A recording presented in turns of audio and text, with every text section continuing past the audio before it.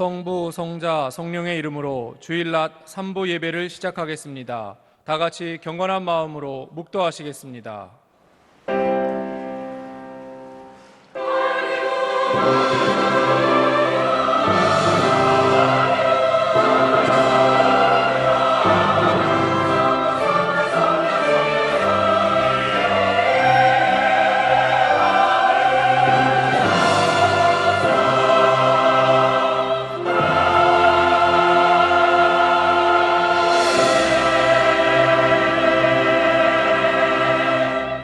오늘 우리에게 주시는 하나님의 말씀은 신약성경 마가복음 6장 34절에서 46절까지의 말씀입니다. 신약성경 마가복음 6장 34절에서 46절까지의 말씀입니다. 34절부터 봉독해 드리겠습니다. 예수께서 나오사 큰 무리를 보시고 그 목자 없는 양 같음으로 인하여 불쌍히 여기사 이에 여러 가지로 가르치시더라. 때가 저물어 가매 제자들이 예수께 나와 여짜오되 이곳은 빈 들이요 날도 저물어 가니 무리를 보내어 두루 촌과 마을로 가서 무엇을 사 먹게 하옵소서. 대답하여 이르시되 너희가 먹을 것을 주라 하시니 여짜오되 우리가 가서 200데나리온의 떡을 사다 먹이리이까. 이르시되 너희에게 떡 몇 개나 있는지 가서 보라 하시니 알아보고 이르되 떡 5개와 물고기 2마리가 있더이다 하거늘 제자들에게 명하사 그 모든 사람으로 때를 지어 푸른 잔디 위에 앉게 하시니 때로 100명씩 또는 50명씩 앉은지라.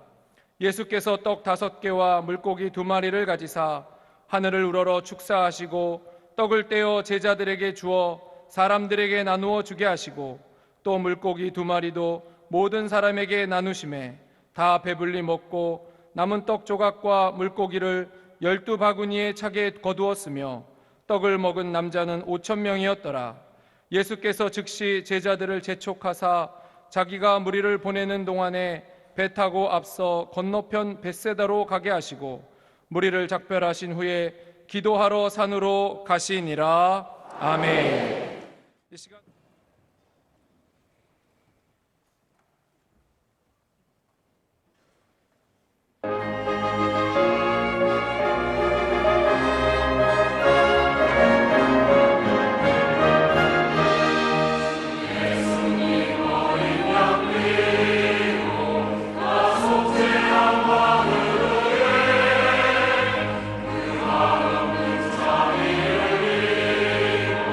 주사여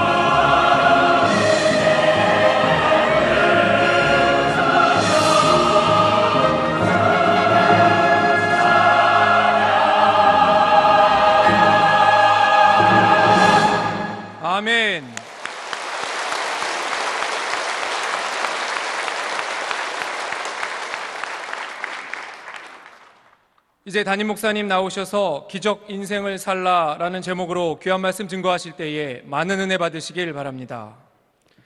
기도드리겠습니다. 좋은 날씨에도 들로산으로 놀러가지 아니하고 주의 전에 나와 예배드리게 하여 주심을 감사드립니다. 이 시간 예배드리는 우리들 그저 몸만 왔다 가지 않게 하여 주시고 신령과 진정으로 드리는 하나님이 기뻐 받으시는 참된 예배가 되게 하여 주시옵소서. 참된 예배를 통하여 하늘의 문을 여시고 은혜를 내려 주셔서 이 시간 치유와 회복의 역사가 나타나고 주님의 말씀으로 샘을 얻어 승리하며 일어설 수 있게 하여 주시옵소서. 4층에 앉은 외국인들을 위로하시고 5층에 앉은 청년들에게 믿음을 더하여 주셔서 이 땅에서 주님이 원하시고자 주님이 행하시고자 하는 일들의 주인공들이 다 되게 하여 주시옵소서. 너무나 세상이 죄악으로 관영하여 있습니다. 죄악에 빠지지 않게 하여 주시옵소서. 깨어 기도하게 하여 주시옵소서. 비전을 가지고 달려가게 하여 주시옵소서.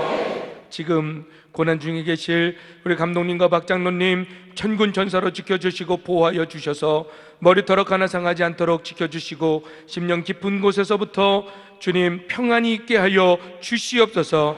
그래 속히 나오셔서 주님이 맡기신 사명 끝까지 감당하실 수 있도록 주님 붙들어 주시옵소서.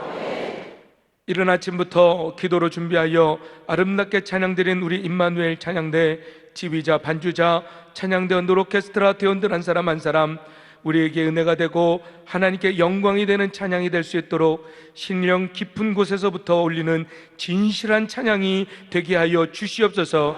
그저 목으로 내는 그저 화음이 아닌 진심으로 드리는 하나님께 영광으로 올려드리는 찬양이 되게 하여 주시옵소서.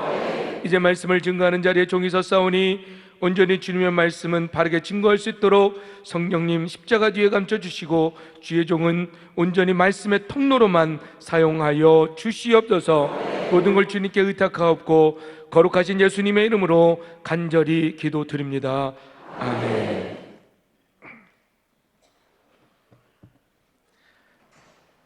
할렐루야. 하나님의 놀라운 사랑이 이 시간 예배드리시는 모든 성도님들 가운데 충만히 임하여 하늘의 위로를 받으시고 또 새 힘을 얻어 일어나 승리의 길로 나아갈 수 있게 되기를 주님의 이름으로 축원합니다. 오늘은 기적 인생을 살라라는 제목으로 하나님의 말씀을 증거하겠습니다. 명령은 약속을 수반한다라는 말이 있습니다. 이 말은 수많은 신학자들이 성경을 오래 연구한 끝에 내린 어떤 신학적인 명제예요. 성경의 수많은 명령들을 우리는 보게 됩니다. 사랑하라고, 전도하라고, 또 기뻐하라는 이런 모든 말씀들이 실은 우리를 향하신 하나님의 명령이지요. 그런데 그 명령에는 반드시 이 약속이 전제되어 있다는 거예요.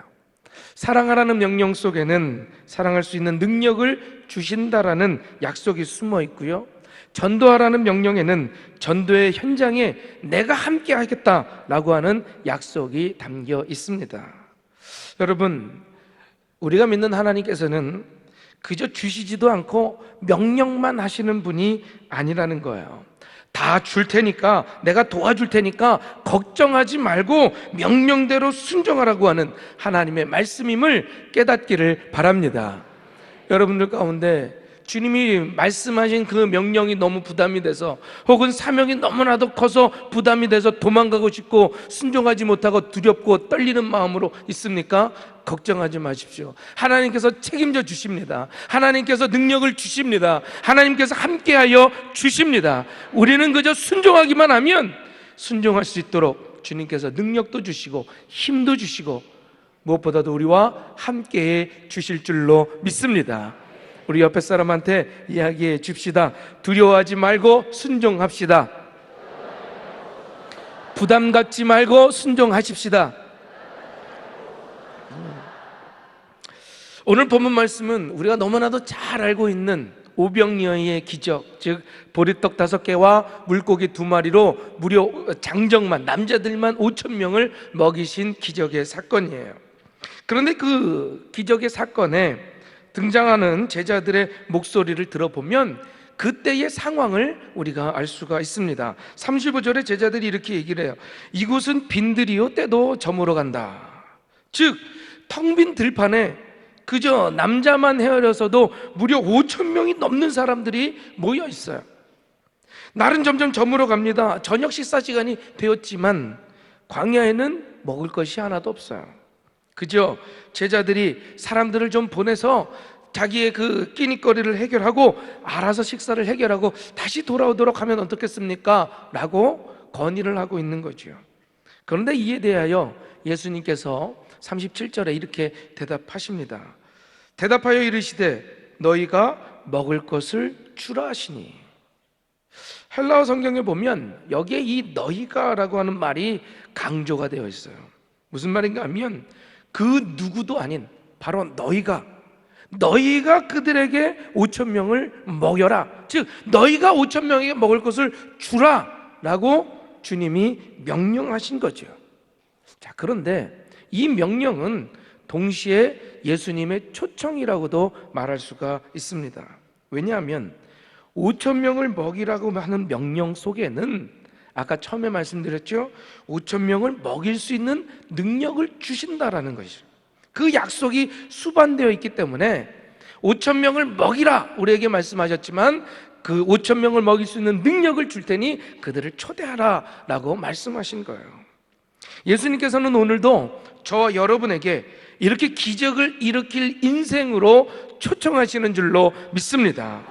바라기는 이 예수님의 초청대로 우리 기적 인생을 사는 저와 여러분이 되기를 주님의 이름으로 축원합니다. 자, 그렇다면 우리가 어떻게 이 기적 인생을 살아갈 수가 있을까라는 거예요.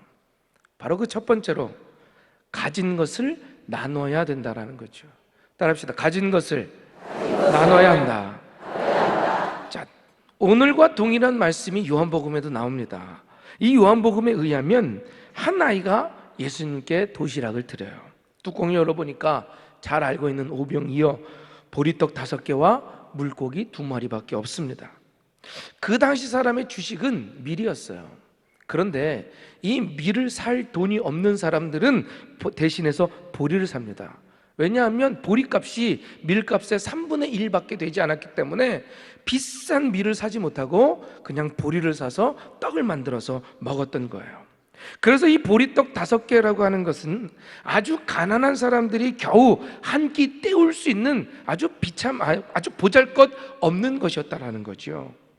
뿐만 아니라 오늘 본문에 사용된 물고기라고 하는 단어는요, 대단하게 크고 멋진 물고기가 아니라 그저 손바닥만한 물고기를 말해주는 거예요. 손바닥보다 어쩌면 작은 물고기일 수도 있습니다. 어부들이 그물을 던져서 이제 물고기를 잡습니다. 그 물고기를 잡고 시장에 내다 팔아야 되는데 웬만큼 크고 맛있는 물고기가 잡혀야지, 그렇지 않으면 시장에 내놔봤자 팔리지가 않아요. 그런데 이 손바닥만한 작고 볼품없는 맛없는 물고기 시장에 내놔봐야 팔리지가 않습니다. 사람들이 사가지 않아요. 그렇다고 기껏 잡은 물고기 버리기도 아깝고 그러니까 하는 수 없이 이들이 강가에다가 그런 작은 물고기, 팔 수 없는 물고기들을 이렇게 쌓아놓는 거죠. 그러면 그 물고기를 살 수 없는 사람들이 거기 가서 물고기를 가져다가 공짜로 먹는 거예요. 여러분, 오늘 하나님의 말씀이 굉장히 놀라운 이야기를 하고 있는 거예요. 5천 명을 먹이는 그 위대한 재료가 재벌이 차린 진수성찬이 아니었다라는 거죠. 밀을 살 수 없을 만큼 가난한 사람들이 먹는 그 보리떡, 생선을 살 수 없을 만큼 그 가난한 궁핍한 사람들이 주워갔던 그 물고기, 그 보리떡과 물고기 2마리로 무려 장정만 5천 명을 먹이는 기적이 일어난 줄로 믿습니다. 여러분, 어떻게 이런 일이 일어났을까요? 그건 바로 한 아이가 보잘것없지만 자기의 그 도시락을 내어놓았기 때문인 줄로 믿습니다. 만약에 이 도시락을 혼자 먹으려고 움켜쥐고 있었으면 아무 기적이 일어나지 않았을 거예요. 그러나 그것을 내놓았을 때 기적은 일어나게 된 줄로 믿습니다. 자, 아이로부터 도시락을 받은 예수님께서 이제 어떤 행동을 하셔요. 마가복음 6장 41절 하반절 함께 읽어봅시다. 떡을 떼어 제자들에게 주어 사람들에게 나누어 주게 하시고 또 물고기 2마리도 모든 사람에게 나누시네. 자, 여기에서 중요한 단어는 주어라고 하는 단어예요. 주어, 준다. 즉 떡을 떼서 예수님께서 제자들에게 주셨습니다. 물고기를 쪼개서 제자들에게 또 주셨어요. 여러분, 보리떡이 5개고 물고기 2마리입니다. 그 볼품 없는 거예요. 몇 번 주고 나면 그냥 다 없어질 분량입니다. 그런데 오늘 본문 말씀에 쓰인 이 주어라고 하는 단어는요, 그냥 몇 번 하고 끝나는 행동이 아니라 계속해서 하고 있는 행동을 나타내주고 있는 동사였다라는 거예요. 다시 말해 예수님께서는 이 물고기 2마리 보리떡 5개를 계속해서 주고 또 주고 또 주고 또 주고 또 주셨다라는 거죠. 계속해서 주고 계셨다라는 거예요. 여러분, 이게 무슨 말입니까? 계속 주고 또 주고 자꾸만 주었는데도 보리떡이 없어지지 않아요. 물고기가 사라지지 않습니다. 그래서 5,000명이 다 배불리 먹고도 무려 12강주리가 남았다라는 기적인 줄로 믿습니다. 여러분, 하늘에서 거대한 보리떡이 떨어진 것 아니었습니다. 5,000명이 먹을 만큼 고래만한 그 큰 물고기를 잡아온 것도 아니었어요. 그저 보리떡 5개, 물고기 2마리밖에 없었지만 그것을 나누어 주었을 때에 기적이 나타난 줄로 믿습니다. 사람들은 그저 나에게 많이 있어야 줄 수 있다고 생각을 해요. 여러분, 그렇지 않습니다. 보리떡 5개, 물고기 2마리밖에 없어도 주기로 작정하고 자꾸 주니까 계속해서 줄 것이 생겼습니다. 많아서 주는 것이 아니라 주다 보니까 많아진 줄로 믿습니다. 바로 이것이 하나님이 주시는 축복하시는 법칙이더라는 거예요. 따라합시다. 많아서 주는 것이 아니라 주다 보니 많아졌다. 주다 보니 많아진다. 믿습니까? 많아서 주는 것 아니에요. 주다 보니까 자꾸만 그것이 점점점 커지고 점점 많아지는 줄로 믿습니다. 제가 제 아내와 결혼을 결심을 한 이유가 있어요. 그 아버지의 명령 때문에 어쩔 수 없이 이제 선을 보게 됐는데, 처음 아내를 봤을 때 솔직히, 정말 솔직히 제 스타일이 아니었어요. 제가 생긴 건 좀 이래도 제 눈이 좀 높습니다. 그런데 딱 나온 것을 보니까 화장을 했는데 이 볼 이런 쪽은 분홍색으로, 아이섀도우는 녹색으로, 이게 뭡니까? 이게 말이나 됩니까? 뭐 그 당시 트렌드였다는데 이건 말도 안 되는 일. 더더군다나 저는요, 제 이상형이 얼굴도 조그맣고 머리도 길고 이제 몸도 작고 뭐 이런 스타일인데, 얼굴도 나보다 크지요. 머리는 짧은데 그거를 또 실핀으로 쫙 꽂아가지고 그대로 그 얼굴 큰 게 드러나요. 심지어 손까지 저보다 크더라고요. 뭐 하나가 다 저의 마음에, 뭐 제 이상형 한 가지 딱 마음에 든 거 있었어요. 허벅지가 굵었어요. 그거 하나만 마음에, 다른 건 전혀 제 이상형이 아니었는데, 제 아내랑 선을 보면서 이제 만나고 이야기를 하는데, 제가 아내한테 그런 운을 띄웠습니다. 제가 지금까지 너무 하나님께 받은 은혜가 커서 나는 지금부터 그 받은 은혜를 나눠주고 싶다고, 내가 많지는 않아도 자꾸 도와주고 베풀며 살고 싶다고 이런 고백을 했더니 자기도 그렇다라는 거예요. 자기 이름이 은혜 아니냐고. 자기가 나도 은혜 받은 게 많아서 베풀고 싶다라는 거예요. 제가 또 말을 했죠. 내가 하나님께서 나에게 감동을 주시면 나는 집을 팔아서라도 바치고 싶다 그랬더니 박수를 치면서 자기도 그렇다는 거야. 나도 똑같다 그런 말인 거예요.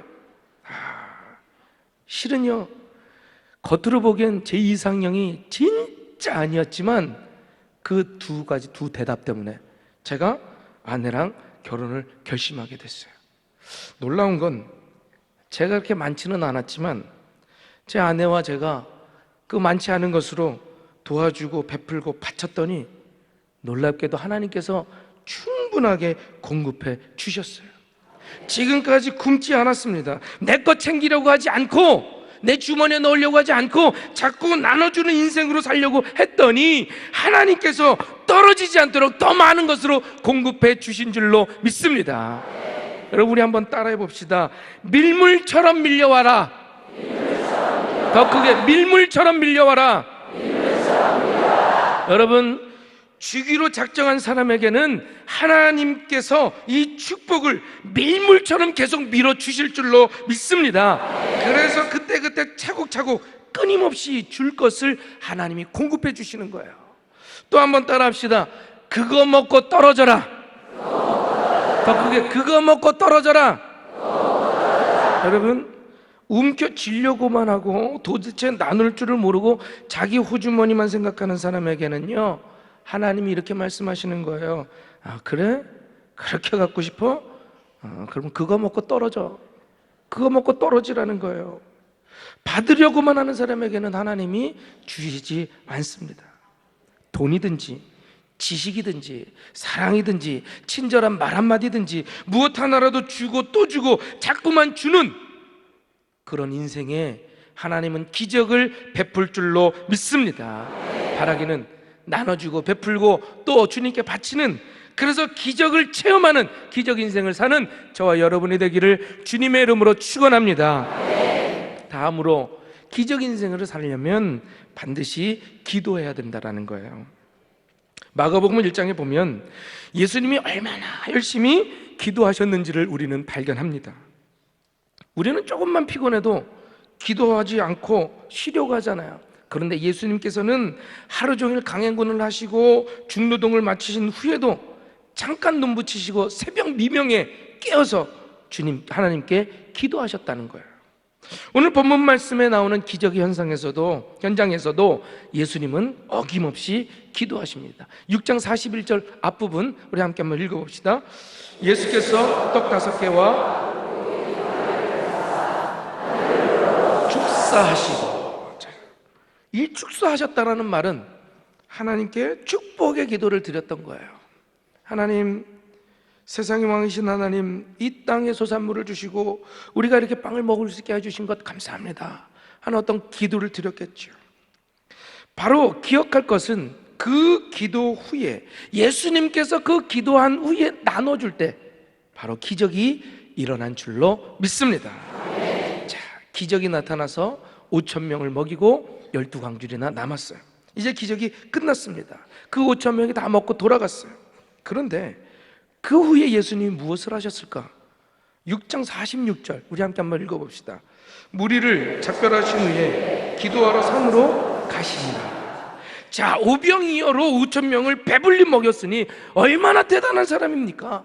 야, 보통 사람 같다면 평생을 돌아다니면서 자랑했겠죠. 내가 이래봬도 5,000명이나 먹였던 사람이야. 내가 그 위대한 능력을 발했던 사람이야 하면서 목에 힘주고 다녔을 거예요. 여러분, 한때 대단하게 쓰임받았던 목회자, 평신도 지도자들이 되게 그런 과정을 거쳐서 타락을 하더라고요. 제가 참 기가 막히게 안타깝게 생각했던 어떤 사람은요, 저에게 명함을 주는데 그 명함 안에 그런 게 써 있어요. 자기 40일 기도 몇 번 하고 20일 금식 기도 몇 번 하고, 이런 게 그게 뭐 그렇게 자랑입니까? 하나님의 은혜로 한 거지. 그런데 그런 과정을 거쳐서 타락하더라는 거예요. 굉장했던 분들이 기적을 행해서 많은 사람들을 도와준 후에 교만해지고 타락해지는 예를 얼마나 많이 우리는 보게 됩니까? 그런데 예수님은 그러지 않으셨어요. 수많은 군중 속에서 눈부신 기적을 행한 후에도 홀로 산에 가셔서 하나님, 오늘도 저를 통해 일하심을 감사드립니다 하면서 감사 기도를 드렸다는 거죠. 여러분, 오병이어의 기적은 기도의 기적이었습니다. 기도하시는 예수님이 빈들에서 기도할 때에 기적이 일어났고, 산에 가서 기도하심으로 그 기적이 마무리된 줄로 믿습니다. 여러분, 이것이 중요한 거예요. 기도로 기적을 일으키고 기도로 기적을 마무리해야 된다는 거죠. 따라합시다. 기도로 기적을 일으키고 기도로 기적을 마무리해야 한다. 기도로 기적을 일으키고 승리하고 기도로 그 기적과 승리를 마무리해야 된다는, 그렇지 않으면 교만해지고 타락할 수밖에 없다는 거예요. 자, 우리가 기도로 지금 영적인 전쟁에서 승리해 가고 있습니다. 그리고 계속해서 승리할 줄로 저는 믿습니다. 그런데 안타까운 것은 이렇게 하나둘씩 영적인 전쟁에서 승리하고 있다 보니까 우리 가운데 나태함이 생긴 것 같아요. 기도의 열심과 그 애절함이 이전보다 덜해졌어요. 기도에 나오는 숫자도 점점 적어집니다. 여러분, 이래서는 안 되는 거예요. 우리가 기적 인생을 살고 그 기적으로 더 큰 기적을 이루며 살려면 여러분, 문제 앞에서도 문제 뒤에서도 우리는 기도해야 될 줄로 믿습니다. 열왕기상 9장 11절부터 2절에 보면 솔로몬이 건축하기를 마친 때에 하나님이 나타나셨어요. 여러분, 이걸 주목해 봐야 돼요. 홍수 염려가 없는 곳에는 댐을 건설하지 않죠. 하나님은 솔로몬을 관찰하시다가 얘가 이제 타락할 수 있겠구나 하는 그 징조를 보시고 경고하러 하나님이 나타나신 거예요. 자신의 성취에 도취해서 스스로 높아진 그때, 바로 그때가 최대의 위기입니다. 응답을 받은 후 그때가 위기입니다. 예수님께서는 기적 전에도 기도하고 후에도 기도하셨던 것처럼 저와 여러분도 영적인 전쟁 전후로 계속해서 기도해야 될 줄로 믿습니다. 기도해서 기적을 이루고 승리를 받았으면 또 기도함으로 그 기적과 승리를 마무리해야 된다는 거예요. 바라기는 기도로 승리하고 기도로 마무리하는 저와 여러분이 될 수 있기를 주님의 이름으로 축원합니다. 마지막으로 기적 인생을 살려면 아버지의 마음, 어버이의 마음이 있어야 되는 거예요. 오늘 본문 말씀이 시작되는 34절 우리 함께 한번 읽어봅시다. 예수께서 나오사 큰 무리를 보시고 불쌍히 여기사 이에 여러 가지로 가르치시더라. 자, 오늘 기적을 베푸신 예수님의 마음, 이건 한마디로 사랑이에요. 목자 없는 양처럼 고생하고 방황하는 그 사람들을 불쌍히 여기는 마음, 그 사랑 때문에 기적을 일으키셔서 그들을 도와주셨다라는 거죠. 여기에 이 불쌍히 여긴다라는 말이 굉장히 그 의미심장합니다. 그 의미가 이런 거예요. 창자가 끊어지는 통증을 느낀다라는 거죠. 우리말로 표현하면 애가 끊어진다라는 말이에요. 한국어에 이 애라는 단어가 들어가는 이 글이 표현이 많죠. 애가 탄다, 혹은 애간장이 녹는다, 애쓰셨습니다, 혹은 애 먹었다, 이런 이야기들. 즉 창자, 창자라는 뜻이에요. 애가 끊어진다는 말은 다시 말하면 한자어로 표현하면 단장이라고 얘기할 수가 있습니다. 자, 불쌍한 사람들을 보고 예수님께서는 이 애가 끊어지는 단장의 아픔을 느꼈다고 성경이 말해주고 있는 거죠. 이 단장이라는 말은 고대 그 중국 문헌에 처음 나오는데, 이 제나라 황공이라는 왕이 삼엽을 여행하고 있었어요. 삼엽이라는 것은 그 강과 절벽이 어우러진 아주 절경이었습니다. 배를 타고 가고 있는데 이 환공의 신하 하나가 어린 원숭이 하나를 잡아서 왕에게 바칩니다. 그런데 그 새끼를 잃어버린 어미 원숭이가 이 배를 따라서 강가를 쫓아오는 거예요. 자기 새끼를 돌려달라고 막 부르짖으면서 무려 100리를 쫓아옵니다. 결국 배가 이 강기슭에 닿게 된 무렵에 이 어미 원숭이가 그 배에 뛰어들었어요. 그러더니 막 소리를 지르다가 갑자기 죽습니다. 이상하게 생각해서 배를 갈라봤더니 창자가 토막토막 다 끊어져 죽었다는 거예요. 바로 여기서 단장이라는 말, 애가 끊어졌다라는 말이 생긴 거예요. 바로 자식을 향한 부모의 마음을 표현한 단어인 거죠. 내 생명보다도 자식이 소중히 여기고, 자식을 위해서라면 무엇이든 희생할 수 있는 사람, 그게 바로 부모 아닙니까? 예수님께서는 모든 사람들을 향해서 이 부모와 같은 마음을 지니셨다라는 거예요. 이 어버이의 마음으로 피곤하고 지친 인생들을 품어주십니다.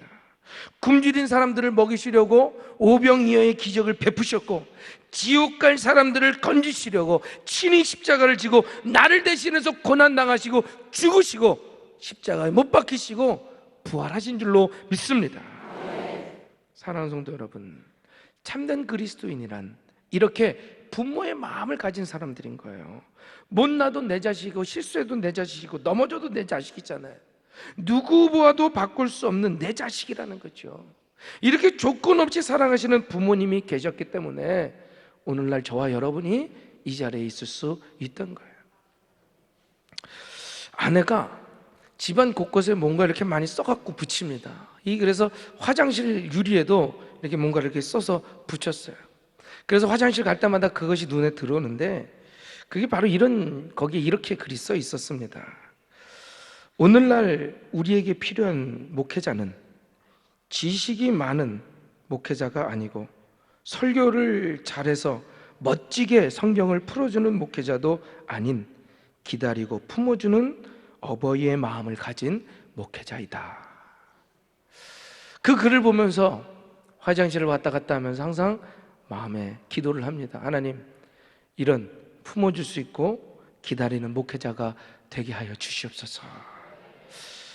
여러분, 목회자뿐만 아니라 모든 그리스도인의 심장은 부모의 심장이 돼야 할 줄로 믿습니다. 그것도 그냥 자연적인 부모가 아닌 영적인 부모. 영적인 부모는 내 자식만 사랑하는 게 아니에요. 남의 자식도 사랑할 수가 있고, 내 가족을 위해서 기도하는 것이 아니라 남의 가족도 위해서 기도할 수 있는 이런 예수님의 마음을 가진 영적인 부모가 될 수 있기를 바랍니다. 이런 어버이의 마음을 가진 사람, 그래서 사람을 사랑할 줄 알고 잘난 사람이든 못난 사람이든 따지지 않고 품어줄 줄 아는 그 사람을 통해서 하나님은 이 땅에 기적을 일으키시는 줄로 믿습니다. 바라기는 저와 여러분 모두 이 기적의 주인공으로 쓰임받게 되기를 주님의 이름으로 축원합니다. 오늘 찬양하고 말씀 붙들고 기도하기를 원합니다. 우물가의 여인처럼 함께 찬양합시다.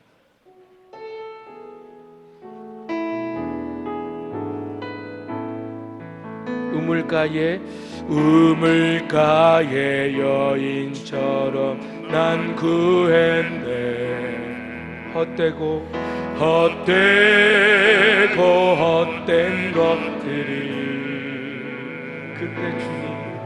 그때 주님 하신 말씀 내 생애와 생수를 마셔라. 오 주님 채우소서. 나의 잔을 높이 듭니다. 하늘 양식 내게 채워주소서. 넘치도록 채워주소서. 오른손을 들고 오 주님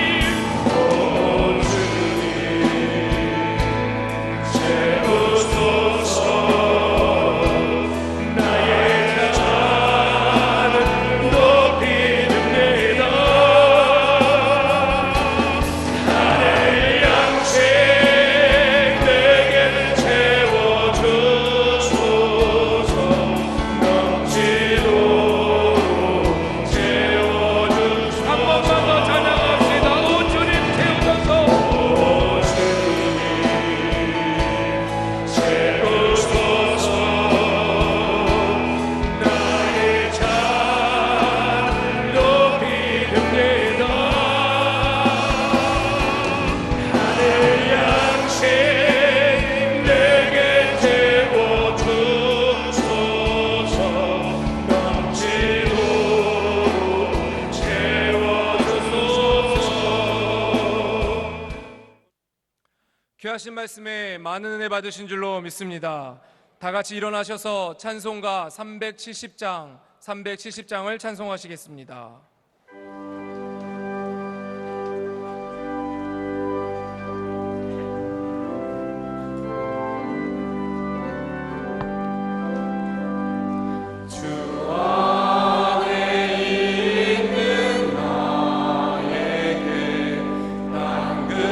당근심이 있으랴